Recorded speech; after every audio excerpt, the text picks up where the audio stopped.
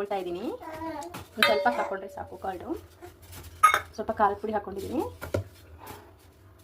ಸ್ವಲ್ಪ ಉಪ್ಪು, ಸ್ವಲ್ಪ ಧನಿಯಾ ಪೌಡರ್ ಹಾಕ್ಕೊಳ್ತಾ ಇದ್ದೀನಿ, ಸ್ವಲ್ಪ ಗರಂ ಮಸಾಲ, ಎಷ್ಟು ಅರಿಶಿನ ಪೌಡರ್ ಹಾಕ್ಕೊಳ್ತಾ ಇದ್ದೀನಿ, ಸ್ವಲ್ಪ ಶುಂಠಿ ಬೆಳ್ಳುಳ್ಳಿ ಪೇಸ್ಟ್ ಹಾಕ್ಕೊಳ್ತಾ ಇದ್ದೀನಿ. ಇದನ್ನು ಇವಾಗ ಮಿಕ್ಸ್ ಮಾಡ್ಕೊಳ್ತಾ ಇದ್ದೀನಿ ಕೈಯಿಂದನೇ. ಸೊ ಇದಕ್ಕೆ ಇವಾಗ ಈ ಥರ ಚಿಕ್ಕ ಚಿಕ್ಕದಾಗಿ ಹೆಚ್ಚಿಟ್ಕೊಂಡಿರುವಂಥ ಪನ್ನೀರ್ ಸೇರಿಸ್ಕೊತಾ ಇದ್ದೀನಿ. ಇದನ್ನು ಕ್ಲೀನಾಗಿ ಮ್ಯಾರಿನೇಟ್ ಮಾಡಿಬಿಟ್ಟು ಒಂದು 5 ರಿಂದ 10 ನಿಮಿಷ ನೆನೆಯಕ್ಕೆ ಬಿಡಬೇಕು. ಸೊ ಪನ್ನೀರಲ್ಲಿ ಎಲ್ಲ ಮಸಾಲೆ ಹಿಡಿಬೇಕಲ್ವ, ಅದಕ್ಕೆ. ಸೊ ಇವಾಗ ಪ್ಯಾನ್ ಇಟ್ಟಿದ್ದೀನಿ. ಪ್ಯಾನ್ ಬಿಸಿ ಆಗೋಕ್ಕೆ ಸ್ವಲ್ಪ ಆಯಿಲ್ ಹಾಕ್ಕೊಳ್ತಾ ಇದ್ದೀನಿ. ಸ್ವಲ್ಪ ಆಯಿಲ್ ಹಾಕ್ಕೊಳ್ಬೇಕಷ್ಟೇ, ಜಾಸ್ತಿ ಆಯಿಲ್ ಹಾಕ್ಕೊಳ್ಳೋಂಗಿಲ್ಲ. ಕ್ಯಾಪ್ಸಿಕಮ್ ಹಾಕ್ಕೊಳ್ತಾ ಇದ್ದೀನಿ. 2 ನಿಮಿಷ ಫ್ರೈ ಆಗಬೇಕು.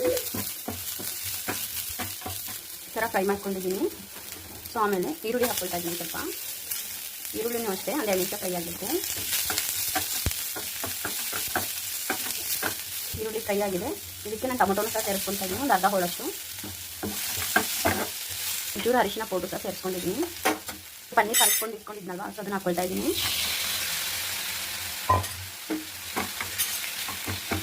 ಒಂದು 5 ನಿಮಿಷ ಫ್ರೈ ಮಾಡ್ಕೊಳ್ಬೇಕು ಇದನ್ನು ಸಹ. ಸಾಸ್ ಬೇಕಾದರೆ ಆ್ಯಡ್ ಮಾಡ್ಕೊಬೋದು, ನಿಮಗೆ ಬೇಕಾದರೆ ಆ್ಯಡ್ ಮಾಡ್ಕೊಬೋದು. ಮಕ್ಕಳು ಸ್ವೀಟ್ ಆಗಿ ತಿಂಡಿ ಅಂತಕ್ಕೆ. ಸೊ ನಾನು ಸಾಸಿನ ಆ್ಯಡ್ ಮಾಡ್ಕೊಳಕ್ಕೆ ಹೋಗಿಲ್ಲ. ನೋಡಿ ಈ ಥರ ಫ್ರೈ ಮಾಡ್ಕೊಳ್ಬೇಕು, ಫುಲ್ಲು ಡ್ರೈ ಆಗಬೇಕು ಅದೆಲ್ಲ. ನೋಡಿ ಫುಲ್ ಮಸಾಲೆ ಎಲ್ಲ ಡ್ರೈ ಆಗಿದೆ. ಸೊ ಅಲ್ಲಿ ತನಕ ಸಹ ಫ್ರೈ ಮಾಡ್ಕೊಂಡಿದ್ದೀನಿ.